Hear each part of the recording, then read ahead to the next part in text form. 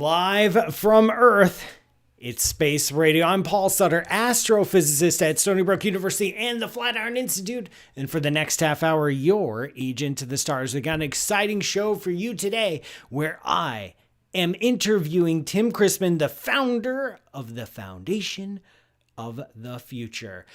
Now, this show lives on listener questions. I'm not going to do this interview all on my own. All right. I'll do the heavy lifting, but I need an assist here, and I need an assist because this show lives on listener questions. We record every Thursday at 8 p.m. Eastern here at Spaceman Studios in New York City. So leave a voicemail to get yourself on the air. You can also follow along with our space cadets tuning in live from around the world, including but not limited to Darmstadt, Germany, Washington, D.C., Ontario, California, Redmond, Washington, Cincinnati, Ohio, go Reds, Halifax, England, Bristol, Indiana, Duluth, Minnesota, Pell City, Alabama, Penzance, England, watch out for those Pirates, Howell, New Jersey, and more. You can go to spaceradioshow.com for all the links. Now, without further ado, you know I love to get right to the guest interviews because the wonderful Nancy Graziano always wrangles up some amazing guests for us on Space Radio. Today, I'm joined by Tim Chrisman. Tim Chrisman was in the Army. He was in the CIA. He knows things that we don't know. But right now, he is joining us as the author of Humanity in Space and the founder of the Foundation of the Future. Tim, welcome to the show. Thank you, Paul. This is the best intro I have ever received. Yes! That is what we strive here. Interviews over. That's it. I don't, because it's all downhill from here, right? Yeah. Tim, tell me about the Foundation for the Future. Why did you found it? There's a lot to be found here, right? It's true. It's true. What is the future and why does it need a foundation? Those are profound questions. And I'm going to start with the first one, which is why. I always ask the follow-up, which is, do you want the true version or the fun version? The answer is always the true version. Fun. Good. The fun version is, one day lightning struck me. I realized that without my action and my action alone in founding a foundation for a future I could not see, that the future would not come. And what is an the unpracticed fun reason. What is the future that you want? I want a future where space is boring. So you're an astrophysicist. I didn't take physics in college because I don't like math. Don't like the funny math, the hard math. But until now, everybody going to space or involved in space needs some sort of fancy degree. It has seemed like. It's not objectively true, but when we think space, we think billionaire or rocket scientist. And why don't we think welder or HVAC repair person or just dude who is on space radio out of his basement? I'm not going into space. Don't do that to me. Don't put that on me, Tim. You don't have to. I'm only doing this because my 8-year-old demanded to go to space. Fair. And doesn't want to get a shot. So she said she won't be an astronaut. So, yeah. So tell me what a boring, space is exciting. Like being in space is super hard and super exciting. Yeah. What does a boring life in space look and act like? It looks like anybody who wants showing up, plugging in to air, water, power, having a home either available or easily built, and able to actually enjoy, explore, or create the fun that is space. So I grew up in Alaska, and so I know living in mountains and snow is hard, when there's no infrastructure there to support you, when there's no roads and power. It's hard. You go 10 miles down the road where there is power and water, it's pretty easy. Space is hard because people aren't there. We don't spend money on that basic, boring stuff that we don't think about that just keeps our lives here running. And so when I say making space boring, it's that part. It's the roads and sewers, metaphorically, to space, so that anybody who wants can show up, set up a restaurant, set up a hotel, set up a tourist trap on the moon. But they have that choice. Wow. Okay, I get it. So it's like you're trying to build the foundations of life in space. Yes. So you're the foundation for the future. We're the foundation builders. Foundation as the foundation. I love it. So we have a foundation to build the foundation. Got it. How do we do that? How do we get space roads and space truck stops and space 7-Elevens? What do we do? What's the roadmap starting now in 2020? So it's looks very similar to every other frontier that humanity has gone into. There is the early adventurers that have gone and shown everybody how cool it is. The Wild West, the people who crossed the Atlantic. That's happened. Apollo, the space shuttle, that's done. So now it is a partnership between government and the private sector to underwrite some of these basic components, be they space access systems that are reliable, sustainable, and cheap, whether they are stations that allow people to plug and play, or the industrial base here on the ground. There is a ton of innovation in the space sector, and it all revolves around where the customers are right now. But what is needed is somebody to actually create the future. What are some of those innovations that are happening right now that really excite you and grab your interest? Single crystal graphene. Tell me more about, was it single crystal graphene? Single crystal graphene. Way better than double or triple crystal graphene. Yes. Why should I be excited about single crystal graphene? So 10, 15 years ago, we heard about graphene when it was first created. And it was this cool, ultra strong, conductive material that was going to solve all of the world's problems. Really hard to make. All those promises didn't come about. We are now getting to the point where the ability to make the single atom thick graphene is starting to materialize. Rice University has a new process. England's working on a new process. And this stuff can be used in everything from flat screens to airplane shells. I'm excited about it because adding it to solar panels in orbit doubles their efficiency. Adding it to spacecraft hulls helps with thermal efficiency and strength. And finally, with some of these new materials, we now have the ability to create some of the mega structures and super advanced and complicated tools, buildings, and systems that we've talked about in science fiction forever, be they large spaceships or lunar elevators.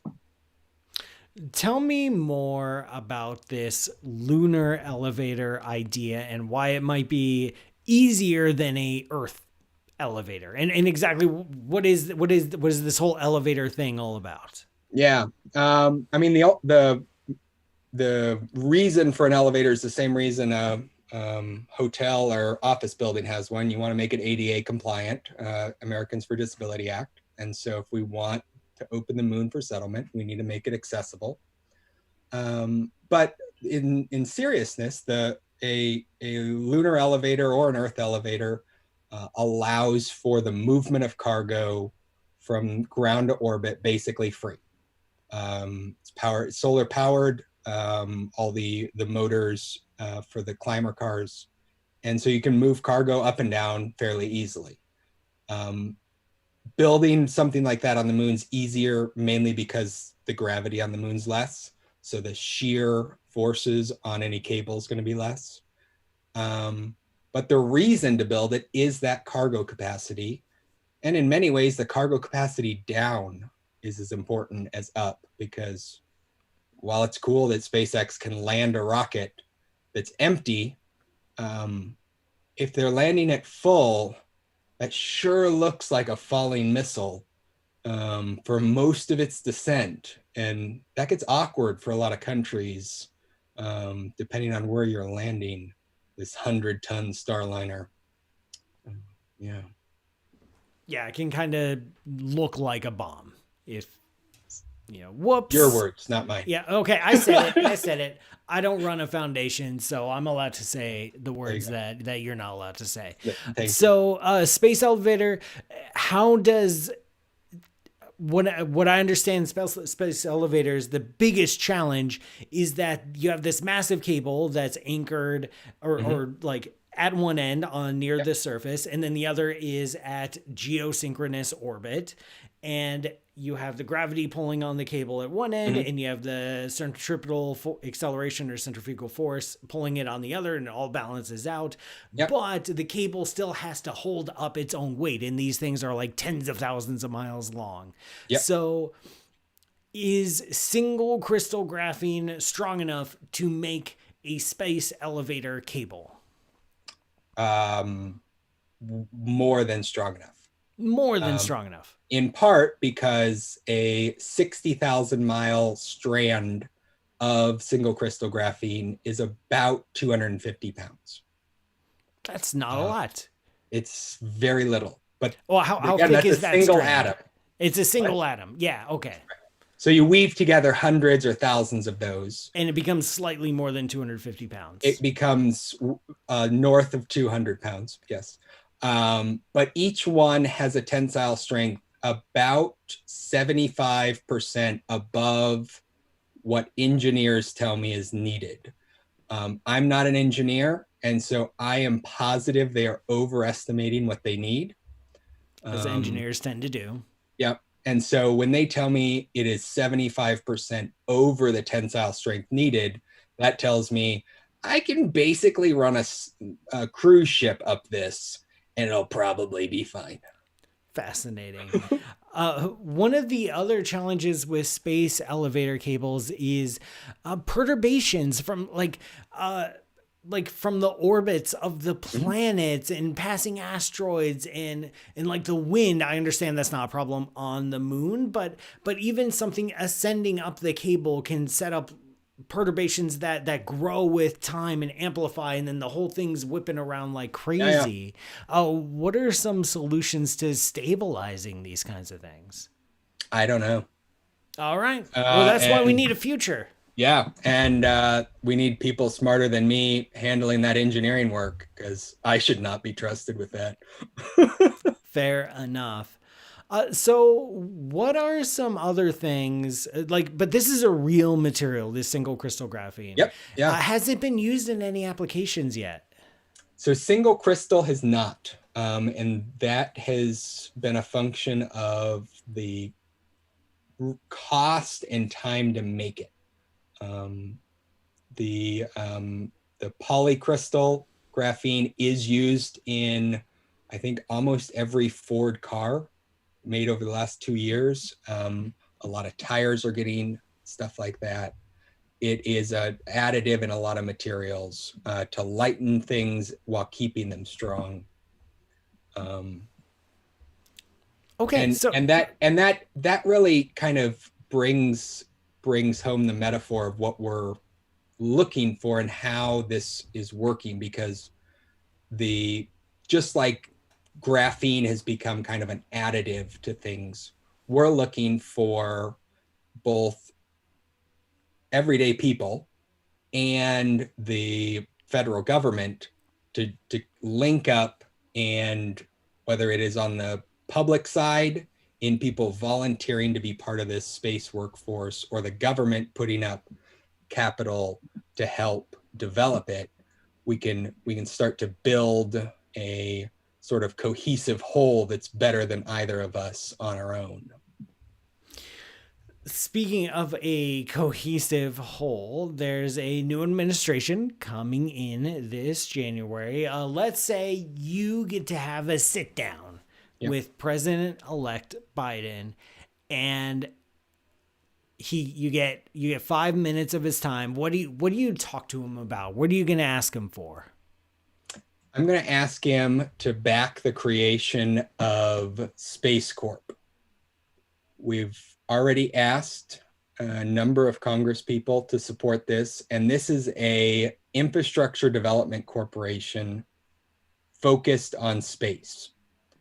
It is meant to bridge the gap between Space Force doing the defending and NASA doing the exploring.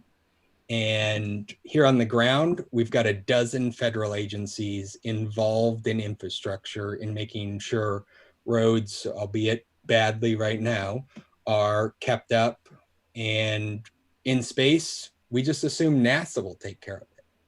But so long as we assume that, they can't accomplish the amazing things that they're chartered to do. And so my message to him when I sit down with him is, we need something more. What got us here isn't going to get us there.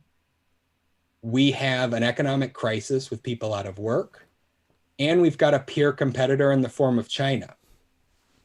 In the Great Depression, we formed development corporations like the Tennessee Valley Authority. And when we were challenged by the Russians, we formed DARPA. Now it's time to form a hybrid of the two and kickstart the economy in space and get people working there, because politicians like President Biden and others have been saying for decades they care about blue collar jobs and workers like that. But now we have an opportunity to provide sustainable paths for those people to work in space with little to no retraining needed. If we have stations in space, we need welders that can weld on the ground or underwater or in zero G. It's very little in the way of difference between what they're doing. What do you see as some of the biggest challenges to achieving those goals over the next 5 years, 10 years, and moving forward? What are the big roadblocks? The biggest is space isn't real for most people. When I talk about space to friends, to congressional staffers, and the media, the immediate reaction is, whoa, you're talking science fiction. Or, yeah, come back to me in 100 years when that's real. When in fact, we've had people living off world continuously for 2 decades. Like, that's wild. But that's real. And so explaining to people that these space ideas, whether they be stations, commercial companies landing on the moon, are tangible things we will see soon, it's blown off as crazy rantings. And so that is the biggest challenge in the short term. The biggest challenge moving forward is going to be, how do we put the rules in place to make sure we do this right this time? Every other time we've gone to a new frontier, we made someone suffer. How do we make sure that doesn't happen again this time? Right. And as someone who indulges in the occasional crazy rant, I feel your pain. We have a question here from Larry Beckham, one of the space cadets. The foundation seems to focus on American efforts. What about international efforts? Yeah. So our American focus is in part an artifact of where we live. In part because the American political system prioritizes what helps Americans. That said, our proposal, and we're very upfront about this, both in talks and with Congress, is for a corporation that can have international as well as private sector buy-in. We can't do this alone. And we is not just the foundation, not just America. Everything we have done as a country, we're better when we do it with others, because there's better ideas out there than what we have, and we need to incorporate those. Absolutely. Absolutely. Coming from a science background, there are so many powerful international collaborations where no one country really leads science and research in any significant way. There's just lots of money from lots of countries and lots of scientists from lots of countries all trying to get it done. Yep. Tell me about your book, Humanity in Space. I presume that listeners and viewers of this show will want to read it. But just in case they haven't heard of it, why should they read it? Well, the first reason is, if you like knowing the future, this will tell you the future. It is a space age cave drawing of experiences that humans are going to have in space over the next 100 years. I said earlier, I'm not an engineer, but I do like reading science and technology and engineering topics, if only because I like trying to figure out why the fancy word was used instead of a simple one. And the book grew out of a email I would send weekly about some article I would find about space, where I translated it into a story about a person in simple words and then gave a technical explanation. And so the book is just a collection of short stories of people that are fictional living what would be a real experience in space, whether it's dealing with how blood flows in 0G or the time lag in communications. And then there's a technical explanation about why they had that experience using the smallest words I could find. I love it. I love it. We've got another Space Cadet question here to wrap us up. You're speaking a lot about jobs and employing people, putting welders and plumbers into space to build that infrastructure, to make it happen and to support it and sustain it. But what about the role of automated manufacturing to create space vehicles, to help build space colonies and living and working in space? Surely automation is going to play a big role in that. Oh, absolutely. And our robot overlords, I hope, forgive me, but we need that automation to go first, to set up the colonies, to do the hazardous labor, to, as much as possible, take the danger away from humans. But at the same time, those robots need maintenance. And until we perfect systems like those, we're going to need human hands with human ability to adapt, innovate, and overcome. Yes, because eventually we will be fighting robots in space. Yeah. I think that is the true future. Tim, before we go, one last question. What's your favorite kind of cheese? It's cheddar. Cheddar. I love it. I love it. I love a good cheddar. Now, are you a sharp cheddar kind of guy? An extra Sharper the better. Sharper the better. Yeah. Now, there are some yellow varieties and like whitish varieties. I don't know where you fall on that debate. 18-month extra sharp white cheddar.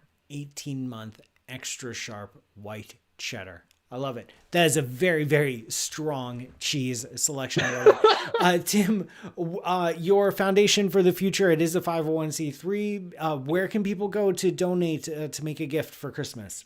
So go to climb2.org .space. So climb like you're climbing up, the number 2. The number 2. .space. .space. Climb to space. You can donate, volunteer to get involved, see our conference series, Blue Marble Week. Check out all our wild, crazy, and ambitious ideas. I love it. The more wild, crazy, and ambitious ideas are out there, the better for everyone. I celebrate the dreamers. I also rant about crazy, bad ideas, but I also celebrate them. And I appreciate your work, Tim. Thank you so much for coming on Space Radio. All right. So that was Tim. He's a cool guy and he's doing cool stuff. And, I got hungry. I don't know about you guys. I got starving. Thinking about the future just makes me hungry. So please, Space Cadets, keep sending those questions in. We've got a few minutes left of today's show, but I got to introduce today's cheese. Now, you know me, folks. I love cheese and I love puns. And this has both because I am introducing to you fromage. Get it? Fromage is the French word for cheese. There are 4 kinds of milk inside this cheese. And yes, this cheese is brought to us by our friends at Dom's Cheese Shop. That's DOMS cheese.com. They do order. It's not too late to order a gift box for yourself or a loved one. Nancy knows what their gift boxes look and taste like. And so she can personally vouch for their quality. Just go to their website, domscheese.com. Call them up, send them an email, say you want to get a box shipped. So I got to try this fromage. This comes to us from Holland. It is a mix of pasteurized sheep, cow, goat, and buffalo milk. And it has a pun. So it's already one in my name because the name is a pun and it's a French pun and it makes it even better. It's just how 4 cheeses. This is going to be delightful. I love quattro formaggio. Oh, wow. It's softer than I thought it would be. I was assuming it would be a hard cheese, but it smells amazing. There's tiny little air bubbles in there. Oh, this is going to be good. I already know because once you mix this many milks together, what's so interesting is the texture. It has a combination of textures because a combination of milks. So it's a little bit crumbly, but then also a little bit just okay.